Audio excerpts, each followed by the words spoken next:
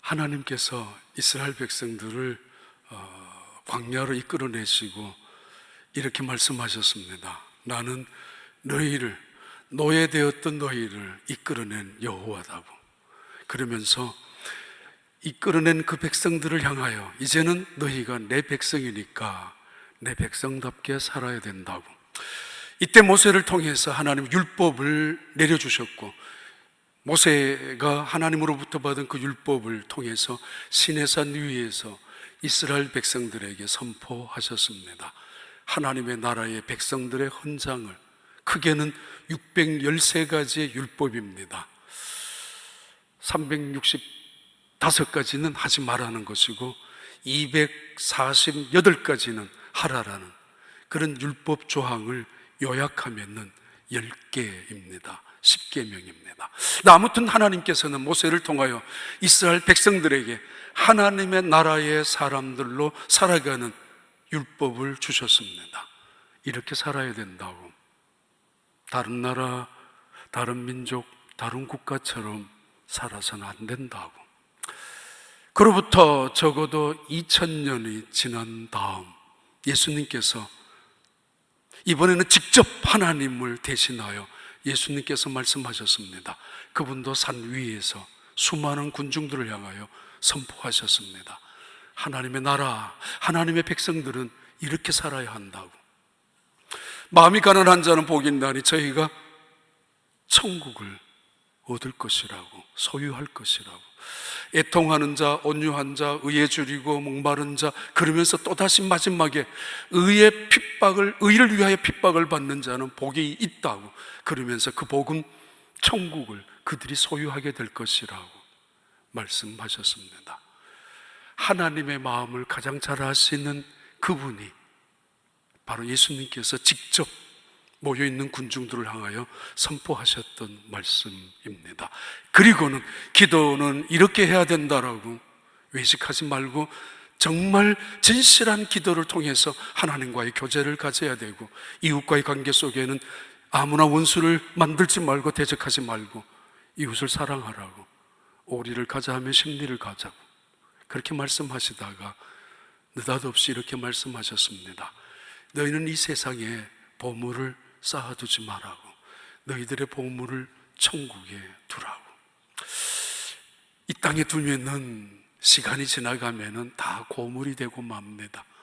그러나 나누고 또 귀하게 사용하면은 그것은 보물이 된다는 의미이기도 합니다. 그러면서 염려하지 말라고 말씀하셨던 예수님께서는 가장 중심되는 하나님의 나라의 헌장의 가장 절정을, 너희는 먼저 그의 나라와 그의 의를 구하라고 그 말씀을 하셨습니다.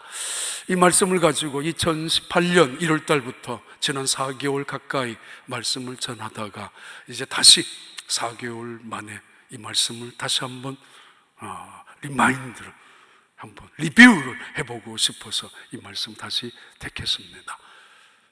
마태복음 6장 31절부터 34절까지 우리 함께 읽겠습니다. 같이 읽겠습니다. 그러므로 염려하여 이르기를 무엇을 먹을까, 무엇을 마실까, 무엇을 입을까 하지 말라. 이는 다 이방인들이 구하는 것이라. 너희 하늘 아버지께서 이 모든 것이 너희에게 있어야 할 줄을 아시느니라. 그런즉 너희는 먼저 그의 나라와 그의 의를 구하라. 그리하면 이 모든 것을 너희에게 더하시리라. 그러므로 내일 일을 염려하지 말라. 내일 일은 내일이 염려할 것이요 한날의 괴로움은 그날에 족하니라. 이 말씀의 의미와 이 말씀의 분명하게 우리에게 가르쳐주는, 아주 선명하게 우리에게 방향을 제시하는 말씀들은 지난번에 계속 드렸던 말씀이기도 합니다. 근데 한번 생각해 보셔야 합니다. 예수 믿는다는 것은 구원받기 위함입니다. 가장 중요한 것은 구원에 있습니다. 우리는 이 구원을 죽어서 천당 가는 걸로만 이해할 때가 많이 있습니다. 맞습니다. 결코 잘못된 것은 아닙니다. 그런데 예수님께서 말씀하셨습니다. 마음이 가난한 자가 복이 있다고. 그래서 그들은 천국을 소유하게 될 것이라고. 미래적인 이야기가 아니라 현재적인 이야기며, 의를 위하여 핍박을 받는 자는 복이 있다고. 그들은 바로 천국을 소유하는 사람들이라고. 이것도 종말론적인 의미가 아니라 언제인가 하나님의 나라에 가서 받을 상만을 이야기하는 것이 아니라 지금 여기에서 의미가 훨씬 더 강하게 묻어있는 말씀입니다. 그래서 우리를 향하여 세상 속으로 나가라고, 너희는 세상의 소금이 되어야 된다고. 만약에 소금이 맛을 잃어버리면 사람들에게 밟힐 뿐이라고, 버리워져서 세상 속에 나가서, 더 나아가서 너희는 세상의 빛이라고 언급합니다. 죽은 다음에 천국만을 소망하며 인생을 살아가는 것이 아니라 너희는 세상의 소금 그리고 세상의 빛이라고. 빛은 말 아래 두어서, 침대 밑에 두어서 켜놓는 것이 빛이 아닙니다. 빛이란, 등불이란 올려놓는 것입니다. 온 집안이 환하게, 빛이란 온 동네 위에 있는, 산 위에 있는 동네처럼 온 세상을 밝히는 역할이 빛입니다. 다시 말합니다. 예수 믿고 구원받는 것이 우리에게 주어져 있는, 하나님께서 우리에게 주신 사명인가? 그렇게 생각해 봅니다. 이 땅에서 고난을 당하더라도, 실패와 아픔이 있더라도, 죽으면 천당 간다라는 이 하나 가지고 버티면서 차라리 죽는 게 빨리 좋다라고 생각하며 소망을 가지고 살아가는 것, 이 땅에서는 한 번도 천국을 맛보지 못한 채 말입니다. 때로 어떤 사람들은 말합니다. 이것도 100% 사실입니다. 예수 믿으면 행복해진다고. 맞습니다. 그래서 우리는 위로받고 또 우리는 그래서 기뻐하기도 합니다. 어려운 문제가, 잘못된 문제가 터지더라도 합력하여 선을 이루시는 하나님의 사랑이, 능력과 지혜가 반드시 좋은 일을 만들어 갈 것이라고 때로는 억지로 버티고 믿음이 인양 붙잡고 살아갈 때가 있고, 때로는 과장하며 과시하며 홍보용으로 행복해하는 것을 다른 사람이 보일 때도 있습니다. 성공과 부여와 승진, 이 모든 것이 예수 믿으면 이루어지는 축복인 양 생각할 때도 있습니다. 맞습니다. 절대로 잘못된 것은 아닙니다. 그러나 어쩌면 그 이상의 것을 우리에게 말씀하고요 있지 않을까, 그런 생각을 지난 4개월 동안 계속 마음속에 담아두고 했습니다. 너희는 먼저 그의 나라와 그의 의를 구하라, 이 말씀 말입니다. 그렇죠. 3개월은 한국에 있었습니다. 그리고 한 달은 미국에 있었습니다. 꽤 여러 사람들을 만날 기회가 있었는데 그때마다 가끔씩 사람들이 말합니다. 아니, 한 달을 어떻게 쉬고 교회를 비워두느냐고. 아니, 한 달이 아니라 2달, 3달, 4달까지 어떻게 비우고 괜찮느냐고. 저는 그때마다 지난 2번은 6개월씩 비웠는데요. 그러면 그 사람들이, 그럼 혹시 목사님 가면은 키를 바꿀걸요? 열쇠를. 목사님 가면 목사님 방을 치우든지 문패를 바꾸든지 그럴 수도 있지 않습니까? 그 걱정 안 됩니까? 어떤 사람들은 목사님 가시면 여기 있을 때 전화 없습니까? 그 전화번호 아무도 안 가르쳐 줬습니다. 목사님 여기 잘 되고 있으니까 안 오셔도 됩니다. 그렇게 말하는 전화가 혹시 올는지도 모르니까 여기 걱정하지 마시고 1년 아니면 2년 더 쉬시기 바랍니다. 그럴 수도 있다고 사람들이 웃으면서. 혹은 한 몇 달 있다가 가면은 거기에 뭐 이 사람파 저 사람파, 뭐 목사파 장로파, 흔히 목사파 부목사파 갈라지지는 않겠습니까? 그때마다 저 웃죠. 지난번에도 그랬으니까, 하나님이 함께 하여 주시니까, 그리고 욕심은, 저 마음엔 욕심은 없다고. 근데 제가 와서 키를 여니까 키도 열리고요, 저 방을 보니까 이름 안 바꿔 놓았고요, 문을 열고 그대로 들어갔고요. 진짜 감사합니다. 그래서 첫날 오자마자 앉아서 가만히 있는데 얼마나 고마운지, 우리 교회 교인들이 고맙고 우리 교회 교인들이 감사하고. 사실은 뭐 얼마든지 어떤 사람 이야기 들었어요. 직장에 나갔는데 자기 책상 없어졌다고, 가라고. 어느 날 목사님이 교회를 갔는데 담임 목사님이 키 내놓으라고, 자동차 키, 그리고 아파트 키, 교회 키 내놓으라고, 그냥 가라고. 이게 우리는 억울하다고, 이럴 수가 있느냐고. 아닙니다. 그럴 수 있습니다. 세상은 너무 당연하다고. 내가 살아가고 있는 모든 것들이 나의 특권이고 내 결과라고 노력이 아닙니다. 은혜, 우리 장로님 기도하신 대로 은혜하는 게 없습니다. 그래서 고맙습니다. 그리고 어제 토요일날 아침부터 보니까 상록대학 교사들을 준비하고 의논하고 계획하고 새벽 이른 아침부터 여성교회 회원들 나와서 부엌에 몇 여성교회인지 모르겠지만 청소하고 부지런히 마치 자기 부엌보다는 더 아마 저 생각이 그럴 것 같습니다. 예배 사역팀들 나와가지고 서로 인사하고 다짐하고 우리 성가대 연습하고 그리고 새가족 사역팀들 서로 전화하면서 그리고 모여서 애쓰는 모습들을 보면서 저 마음속에 금년은 기도의 제목이 하나가 분명한 것이 하나가 있습니다. 하나님의 영광입니다마는 하나님의 나라의 영광입니다. 하나님의 나라라는 주제를 가지고 시작하면서 하나님의 나라의 영광이 우리 교회에 임하도록 그 영광을 보도록 그 영광의 주체가 되도록 그 영광의 사람들이 되도록 그래서 세상을 향하여 하나님의 나라의 백성들은 이렇게 살아가는 것이다라고 그 기도를 마음속에 언제나 첫 번째 해왔습니다. 정말 우리 교회가 하나님의 나라의 영광이 늘 임하고 여러분은 하나님의 나라의 백성들처럼 살아가는 그 은혜와 축복이 있기를 진심으로 여러분을 축복하고 축원합니다. 택시를 가끔씩 탔습니다. 어느 날 서울역 앞에 택시 기사한테 한 할아버지 부부가 이런 이야기를 했다고 합니다. 기사 양반, 란닝고 호텔로 가자고. 갑자기 란닝고 호텔이라니 이게 무슨 그런 호텔이 있느냐고. 근데 이 할아버지가 일주일 전에 서울에 살고 있는 아들이 전화가 왔습니다. 메리어트 호텔에서 상견례가 있으니까 올라오시라고. 서울역에 내리면은 꼭 기사한테 메리어트 호텔에 데려달라고 하시면 됩니다. 어느 동네에 있는. 근데 이 할아버지가 일주일 동안 잊어버렸습니다. 메리어트. 그런데 가만히 생각하니까 메리어트는 생각은 안 나지만은 메리아스가 생각이 났습니다. 메리아스, 속내이 메리아스. 우리 어렸을 때 메리아스입니다. 대부분. 근데 이분이 기차 타고 올라오면서 메리아스도 깜빡 잊어버려서 내리자마자 란닝고밖에 생각이 안 났습니다. 란닝고 호텔로 가자고. 란닝고 호텔로 가자 그랬는데 그 기사분이 기가 막히게 메리어트 호텔에 내려줬습니다. 그 기사 다른 사람들이 물었대죠. 그 기사분한테 당신 어떻게 란닝고 호텔에 가자 그랬는데 메리어트 호텔을 갔냐고. 그러니까 이분이 며칠 전에는요 전설의 고향도 갔습니다. 그래.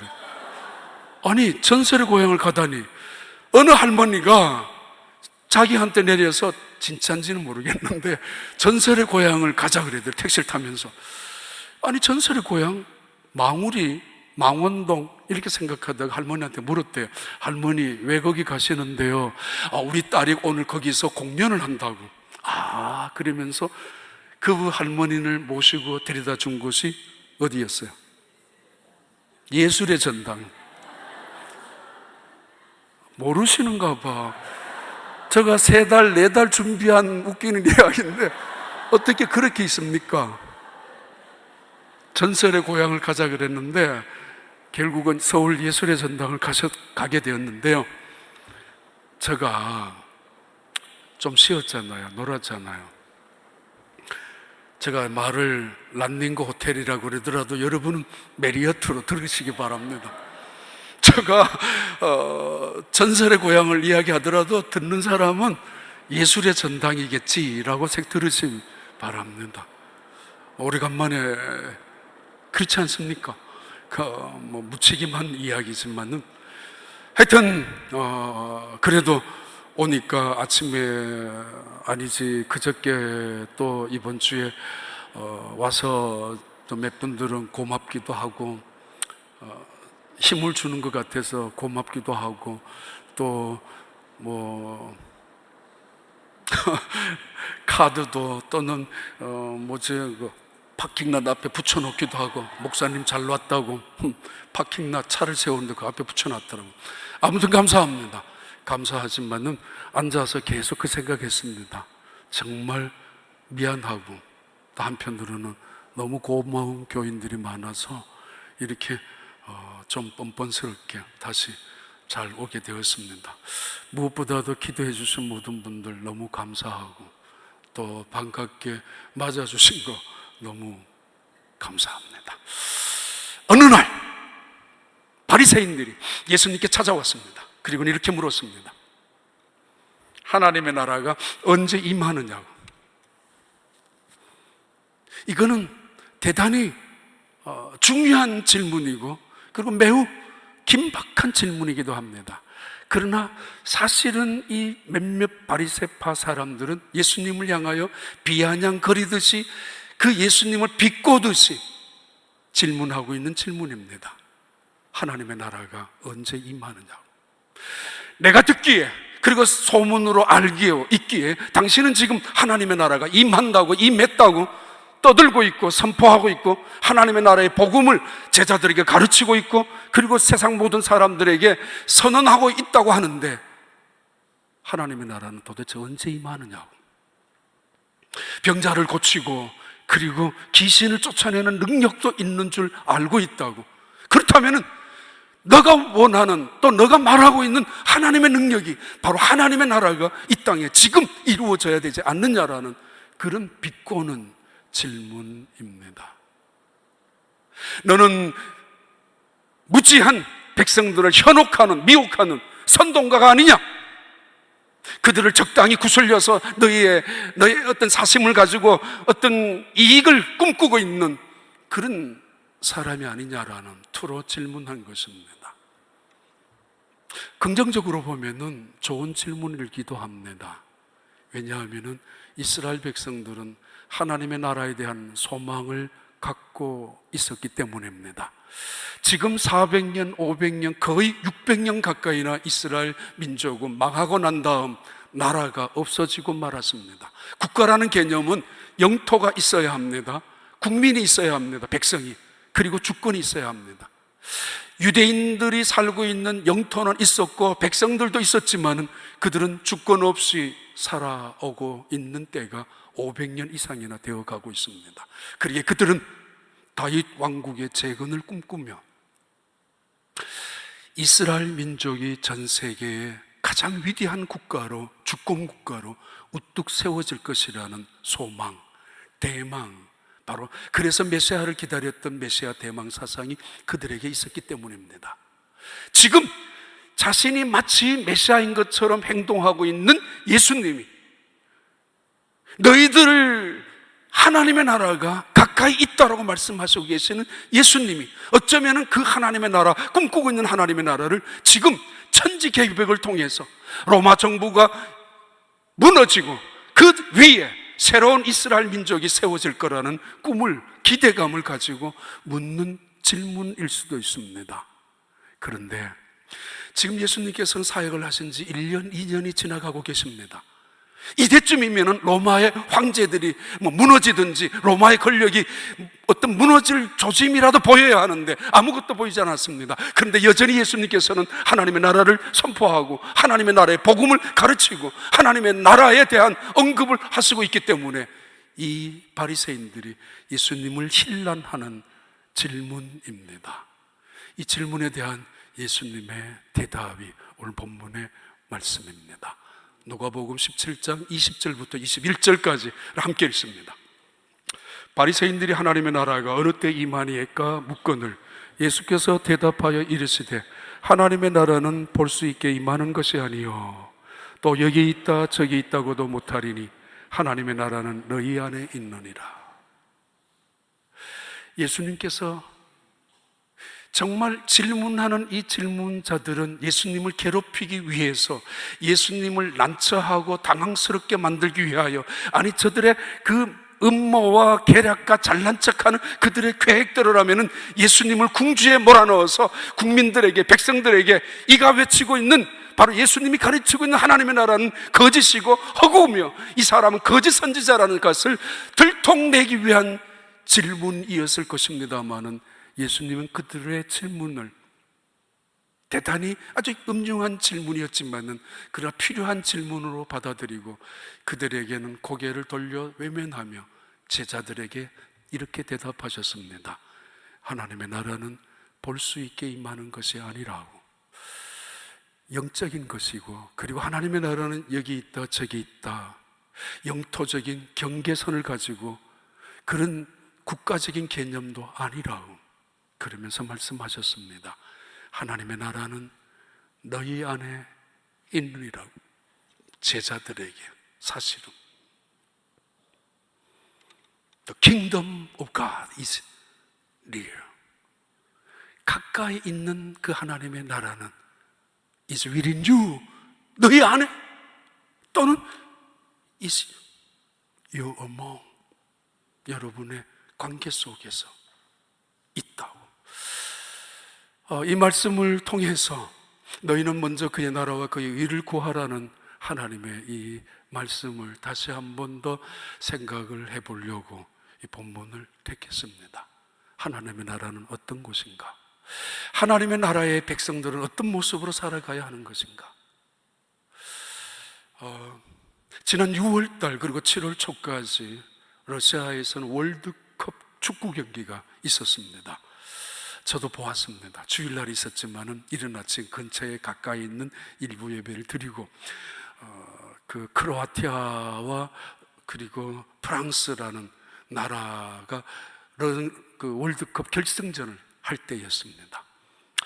모든 특별히 크로아티아 작은 유럽의 나라 국민들, 프랑스라는 거대한 유럽에서 나라 국민들 함께 응원하는 장면도 보았고, 끝나고 나서 축제하는 장면들이 파리 개선문 근처에 수만 명이 운집해서 샴페인을 터뜨리는, 조금도 아깝지 않을 정도로 그렇게 광란으로 느껴질 만큼 환호를, 그리고 축제를, 파티를 열었던 그 순간의 장면들이 있습니다. 프랑스라는 나라 민족이기 때문에 그 순간만은 좋든 나쁘든 상관없이 자기의 나라 선수들의 우승을 축하하고, 그리고 축제를 벌였던 그 민족, 그 국민들, 적어도 크로아티아도 작은 나라이지만은 결승전까지 올라갔지만은, 그러나 준우승으로 끝쳤던 그 나라, 아쉬운 사람도 있겠지만은 그래도 대부분 대통령까지도 축하하는 장면을 보았습니다. 이런 생각이 듭니다. 우리는 하나님의 나라의 백성들입니다. 하나님의 나라에 소속되어져 있는 크리스찬들입니다. 때로는 내 안에서 하나님의 나라가 세워지고, 때로는 내 가정에서 하나님의 영광, 그 하나님의 나라의 영광이 드러나고, 아니 우리가 몸담고 있는 하나님의 교회에서 이것은 하나님의 질서이며, 이것은 하나님이 세운 주권이며, 이것은 하나님의 나라의 영광이다라고 느껴졌을 때 축제와 축하를 벌이다가 잠을 못 잘 만큼 기뻐한 적이 있었을까? 아니면은 내 기분에 못 이겨서, 내 감정이 속이 상해서, 내 자존심이 견딜 수 없어서 하나님의 나라와는 상관없이, 하나님의 나라의 영광과는 상관없이 속이 상해서 며칠을 잠을 못 자는 사람들 있을 수 있습니다. 너희는 먼저 그의 나라와 그의 의를 구하라. 우리는 어떤 하나님의 나라 사람들인가? 또 하나 있습니다.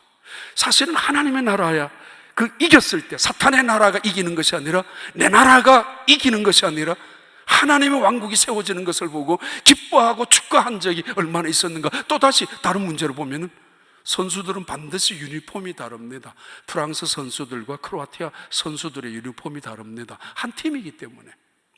나라라는 개념, 언어로 갈라질 수 있고, 국토로 경계선을 지을 수 있고, 아니면은 복장으로 저 사람 어느 나라 사람이겠구나, 아니면 음식으로도 구별될 수 있습니다. 하나님의 나라의 백성들은 무엇으로 구별될까? 하나님의 나라의 백성들은 어떤 것으로 세상 나라에 속해 있는 하나님을 믿지 않는 백성들과 어떤 모습으로 구별될 것인가? 다시 말씀합니다. 하나님의 나라의 백성들을 티페디오스라고 불렀습니다. 티페디오스, 해방에서 해방된 사람, 염려에서 해방된 사람들, 근심과 걱정에서 해방된 사람들을 티테디오스라고, 예수 믿는 사람들의 별명이었습니다. 테데디오스 폴, 테데디오스 존 이렇게 불렀다는 이야기입니다. 그런 바로 이것이 예수님이 하나님의 나라의 백성들과 하나님의 나라 백성들이 아닌 사람들과의 구별을 해주는 중요한 구별점이었습니다. 기준이었습니다. 너희는 무엇을 마실까, 무엇을 먹을까, 입을까 염려하지 말라. 염려의 불필요성, 너희가 만약에 무모성이죠. 불필요성과 만약에 키가 작다고 키를 걱정한다고 키를 키울 수가 있느냐? 걱정하지 말라고. 불필요하다고. 염려의 유해성, 염려는 나누는 겁니다. 불안하고 두려워지는 겁니다. 그래서 스스로가 그 염려 속에서 깔려서 속상해하고 그 근심 속에서 태산을 만들어서 밑에서 고민하는 사람들, 그렇게 살지 말라고. 염려, 근심은 전염성과 유전성을 갖고 있습니다. 불평, 원망처럼 말입니다. 자, 아무튼 예수님께서는 염려하지 마라. 이 모든 것들은 이방인들이 구하는 것이다 라고 말합니다. 하나님을 믿지 않는 세상 사람들이 하는 것이라. 그들의 삶의 라이프 스타일이 그런 것이라고. 그러나 크리스찬의 라이프 스타일은 그런 것이 아니라고. 너희는 먼저 그의 나라와 그의 의를 구하라고 말씀하고 있습니다. 하나님의 나라, 우리가 구해야 되는, 우리가 먼저 우선순위로 살아가야 되는 하나님의 나라는 사실은 첫 번째 하나님의 주권이 이루어지는 것입니다.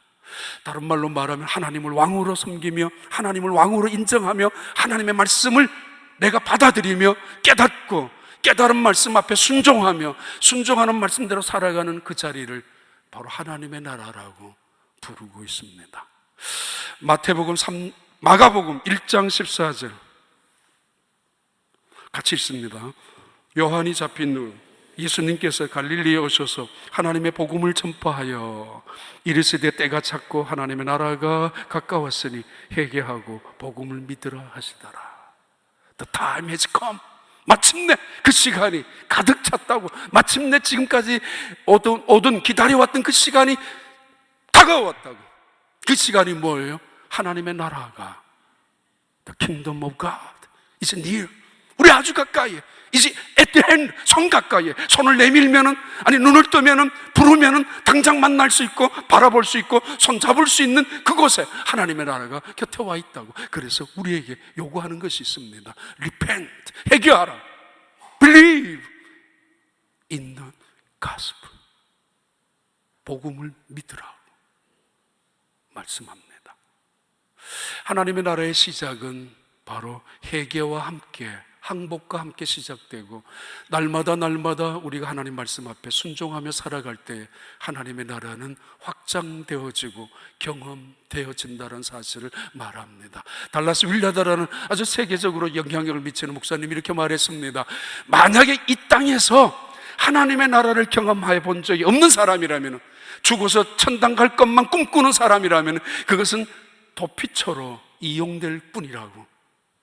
도피처는 아니라고. 하나님의 나라는, 만약에 이 땅에서 하나님의 나라를 한 번도 체험하지 못한 채 하나님의 나라를 사모하는 마음으로 천국에 대한 소망을 갖고 있다면 그 사람이 가지고 있는 하나님의 나라는 허상일 뿐이라고 말합니다.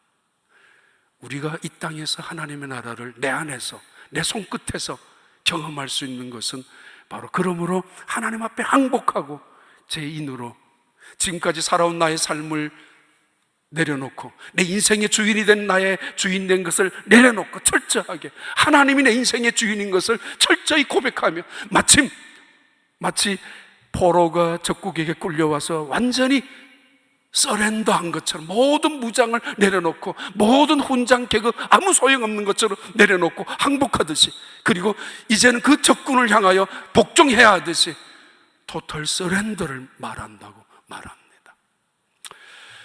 지난 3개월 주로 한국에 있으면서 선교사님들 유적지를 많이 다녔습니다. 일부러. 마지막 날은 어떤 목사님 우연히 선교사님들의 일대기를 적은 큰 책 2권을 저한테 선물까지 주셔서 우연찮게 마지막 한국을 떠나는 전날에 갖고 왔습니다만, 그리고 또 하나는 교회들 중에서 순교자들이 많이 나왔던 그런 순교자들의 발자취를 다닌 적이 있습니다.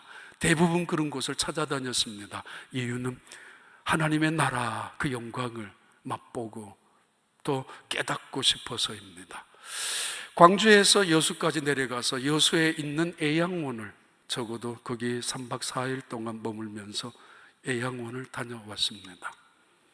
1908년도 전주 예수병원에 선교사로 왔었던 포사이드라는 선교사님이 전주 예수병원을 사역하시다가 어느 날 1909년도에 목포에서 잠깐 다른 사역을 하는 중에 광주에 오웬이라는 선교사님이 아프다는 연락을 받고 말을 타고 올라오시던 중이었습니다. 광주 근처의 양평이라는 동네에 쓰러져 있는 한 여자를 발견합니다. 그 여자를 버릴 수가 없어서 치료합니다. 치료하다 보니까 한센 C병을 앓고 있는 나병 환자였습니다.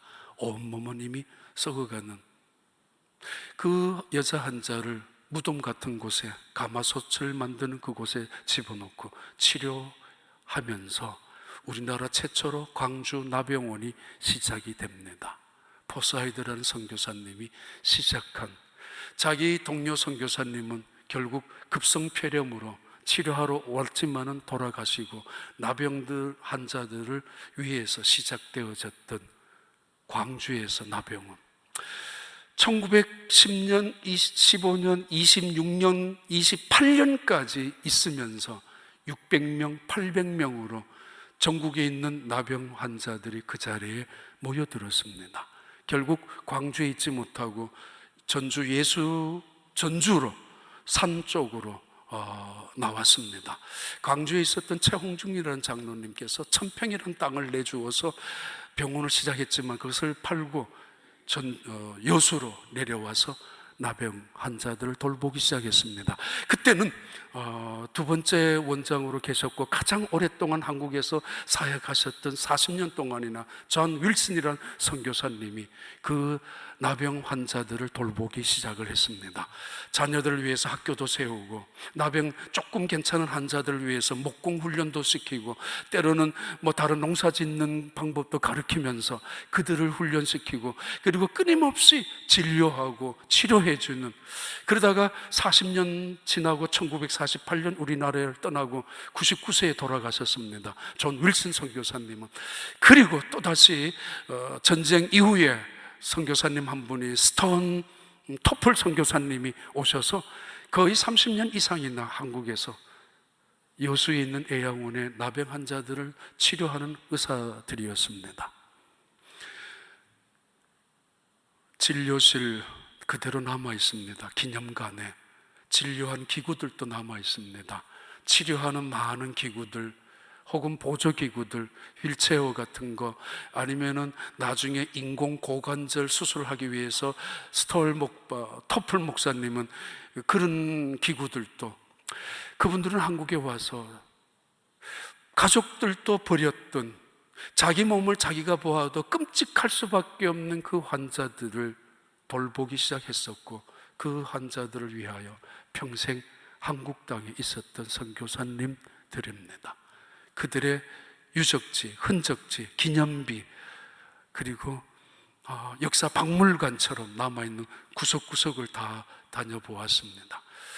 에모리 의대를 졸업하고 프린스턴 의대도 졸업하고 그리고 워싱턴 주립대학에서 의학을 공부했었던 그분들입니다.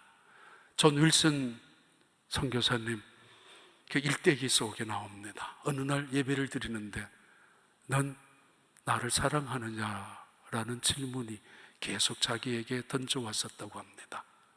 예, 사랑합니다. 그럼 나를 사랑하는 증거를 한번 보여달라고.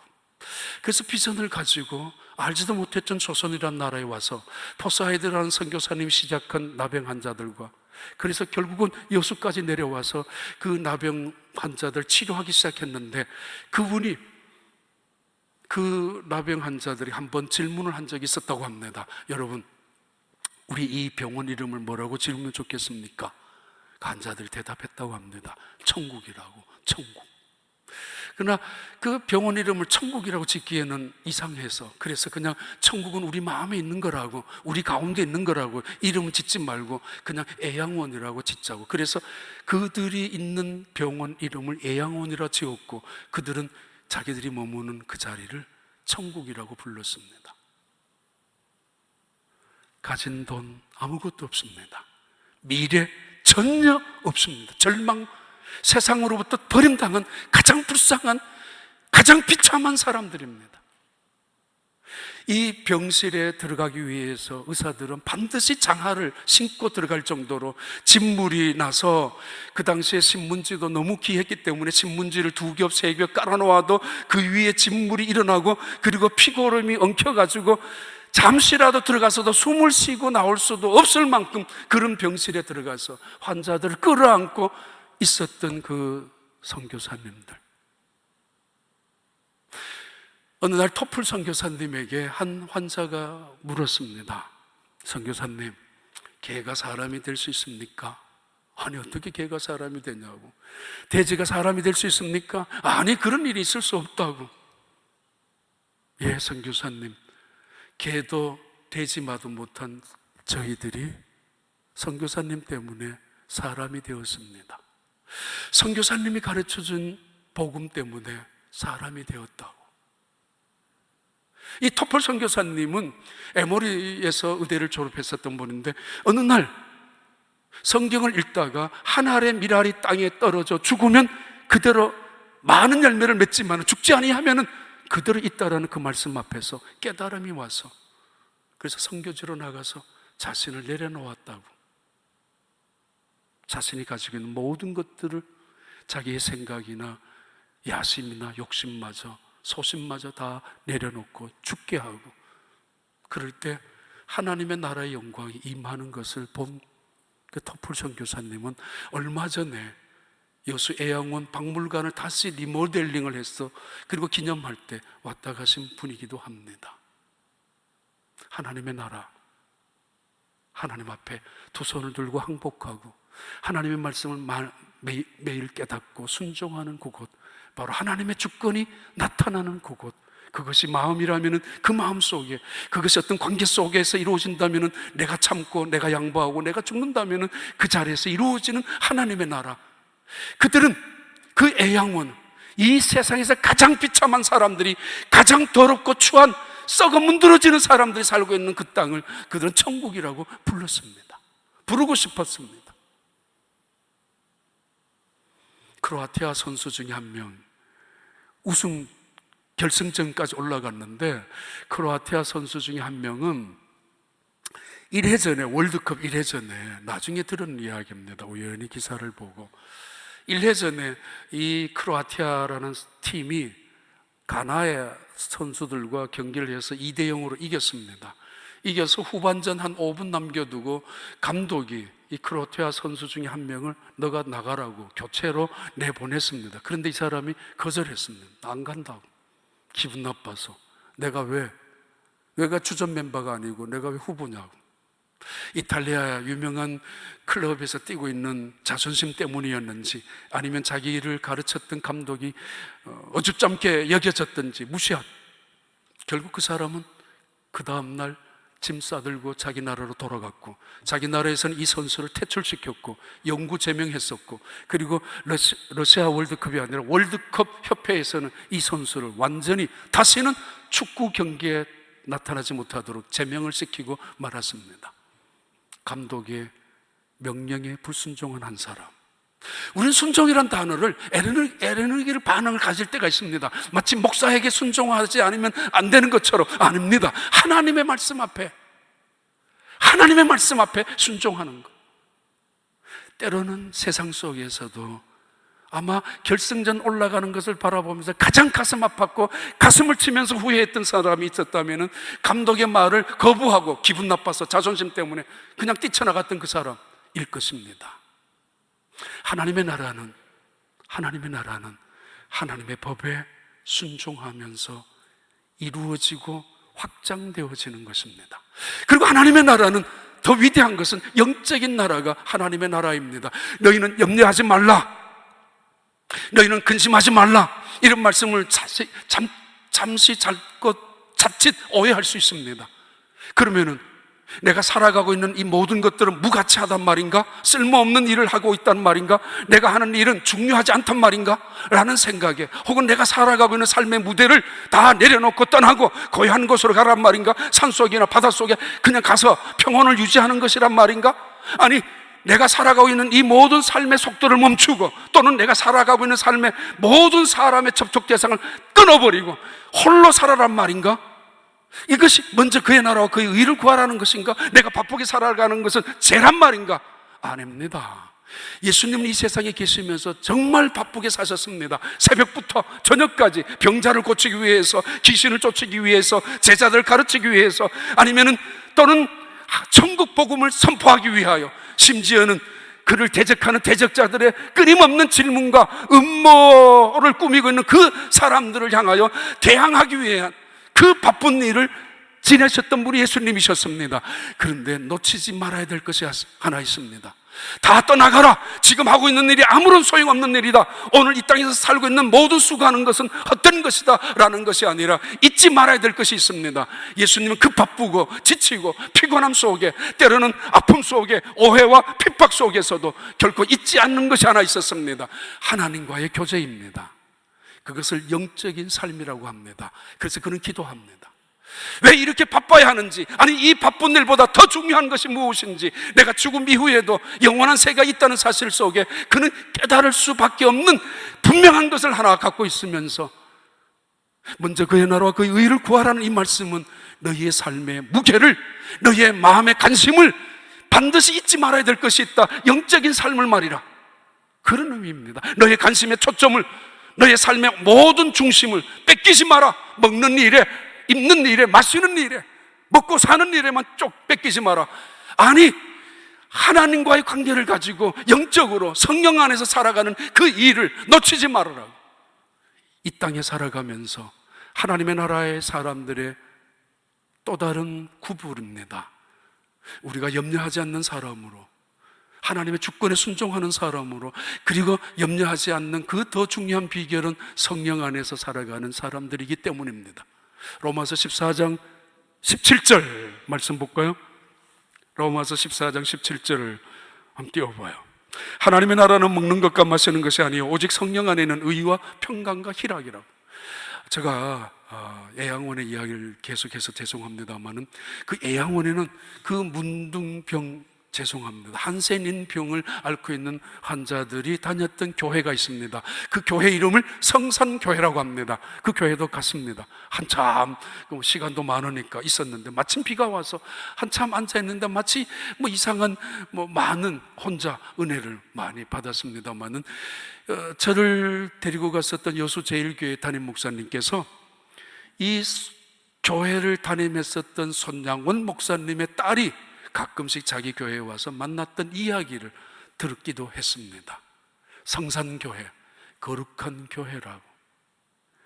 이 세상에서 가장 돼지도 개도 때로는 주인에게 돌봄을 당하지만은 주인에게 버림을 당한 채 산속에서 움막에서 살아야 했던 이 사람들, 그들이 처음에 1906년에 광주에서 시작한 교회는 6명이었고 이제 1년이 지나면서 80명이, 그리고 나중에는 800명 가까이나 되는 교인들이, 그 환자들이 하나님을 원망하고 하나님 앞에 불평하고 세상을 향하여 증오하고 살아갈 수 있었을 텐데, 그들은 하나님의 교회에 와서 예배를 드렸다고. 그 예배당 이름을 성산교회라고. 그 손양원 목사님 기념관도 보았습니다. 어느 날 그 손양원 전도사로 갔었다가, 그리고 목사 안수도 그곳에 받았는데, 한 번은 이 손양원 목사님이 환자의 환부를 입으로 빨아 주었습니다. 고름이 너무 안 나오든지 아니면 엉켜있든지, 그 옛날 항생제가 귀하고 흔치 않았던 시기였기 때문에 진물이 쏟아 나오고 고름이 나오고 늘 계속 그래서 입으로 치면 조금 독도 있다고 했기 때문에. 근데 옆에 있었던 다른 환자들이 깜짝 놀랐다고.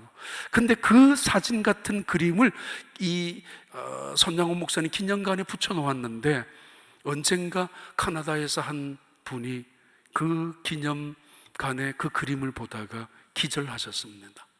충격을 받으셔서 이분이 사람이냐고.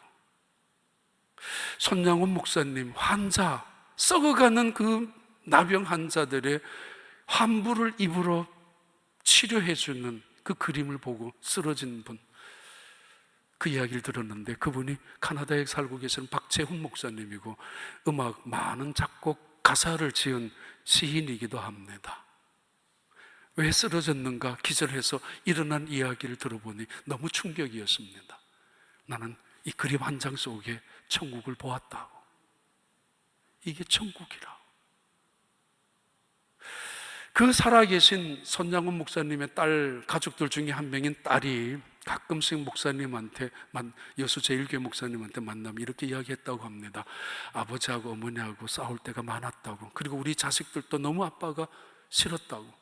환자들을 만나고 들어오는 아빠를 보면 자칫하면 자기들도 병균 올까 봐 걱정되고, 그러면서 같이 밥 먹는 것도 싫었는데 어느 날 자기 오빠를 죽인 사람까지 데리고 왔으니까 정말 언제나 그랬었는데 언제든지 그 목사님이 이런 말씀을 했다고 합니다. 가족들에게 눈에 보이는 게 다가 아니야. 너희들은 눈으로 보니 나는 영적으로 봐. 눈을 뜨고 한번 봐. 예수님이야. 그들이 예수님이야. 하나님이 우리 곁에 보내주신 예수님이야. 너희들이 사랑할 수 있는 기회를 주신 거야. 눈을 뜨고 보라. 하나님의 나라는 어떤 곳인가? 성령이 역사하는 곳, 영적으로 바라보는 곳. 그래서 성령 안에서 모든 것들을 감사하고 기뻐하는 곳. 그리고 마지막은 하나님의 나라는 하나님의 의가 나타나는 곳입니다. 너희는 먼저 그의 나라와 그의 의를 구하라고 했을 때 그의 의는 하나님 자신을 말합니다. 예수님 자신을 말합니다. 신학적인 용어는 칭의의 의와 성결의 의, 두 가지를 동시에 하나님과 예수님을 택하라는 것이죠. 먼저 사도 바울은 언제나 하나님의 의 앞에 거꾸로 지고 예수님의 의 앞에 자기 자신의 부끄러움을 고백했었던 사람이 사도 바울입니다. 고린도전서 2장에 보면은 나는 설교를 할 때마다 복음을 전파할 때마다 내 지식으로 하지 않으려고 몸부림쳤다고, 성령의 역사가 나타나지 아니할까 봐 두려워했었다고. 혹시라도 내가 복음을 증거하다가 내 자랑을 할까 봐. 사도 바울만한 자랑거리가 있는 사람 어디 있습니까? 그런데 혹시라도 잘못해서 십자가 자랑하지 아니하고 내 자랑을 할까 봐 겁을 내었던 분이 사도 바울이었습니다. 하나님이 누구인지, 예수님의 의가 어떤 의인지, 그리스도의 십자가를 통하여 나타난 그 의를 통하여 제사함을 입은 하나님의 나라의 백성들이 얼마나 겸손하고 얼마나 감사하고 얼마나 하나님의 은혜 속에 살아가야 하는지를 보여주었던 사람이 사도 바울입니다. 어떻게 그 앞에서 교만할 수 있느냐고. 하나님의 나라는 하나님의 의로, 하나님 자신으로, 하나님의 나라는 예수 그리스도의 사랑과 예수 그리스도가 뿌려놓은 핏방울로 가득 찬 곳이 하나님의 나라입니다. 그래서 교만할 수가 없습니다. 사도 바울은 그래서 무릎을 꿇고 가슴을 치면서 어느 순간에도 자기 자랑을 할까 봐 벌벌 떨었던 사람이 사도 바울입니다. 그래서 나는 천국을 보았지만은 두렵고, 왜? 하나님의 의 때문에 가는 곳이니까. 나는 갈 수 있는 아무런 자격도 조건도 없는 사람이니까.